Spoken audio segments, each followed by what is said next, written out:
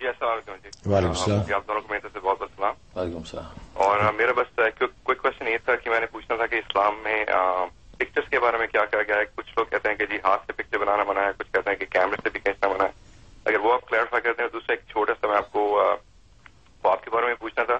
وہ یہ کہ میں ابھی مہینہ پہلے ابھی عمرہ کر کے آیا تھا الحمدللہ. اور دوسرا یہ کہ مجھے کوئی گڈ 2 ویکس کے لیے مجھے وہاں کے خواب بھی آ رہے تھے. کبھی میں مکہ پاک میں گھوم رہا ہوں اور کبھی میں روزہ پاک پہ جا رہا ہوں.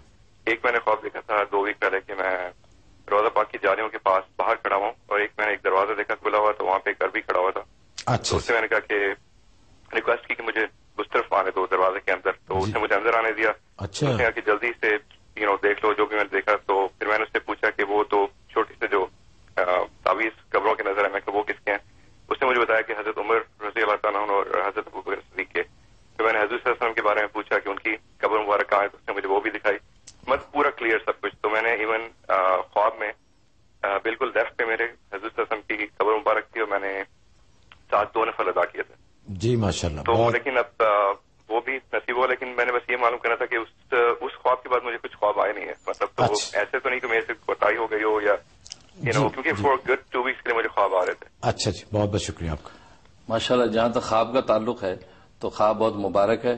آپ کو چاہیے کہ حضرت صلی اللہ علیہ وسلم کے لیے نذرانہ درود و سلام کا بھیجیں, اور حضرت ابوبکر صدیق, حضرت عمر فاروق رضی اللہ تعالیٰ عنہ کے لیے ایصال ثواب کریں.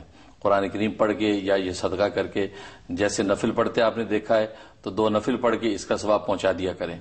تو اس سے یہ ہے کہ انشاءاللہ یہ نسبت اور قوی ہوگی, اور اشارہ اس میں صاف ہے کہ انشاءاللہ آپ کو وہاں حرمین شریفین کی حاضری بھی نصیب ہوگی.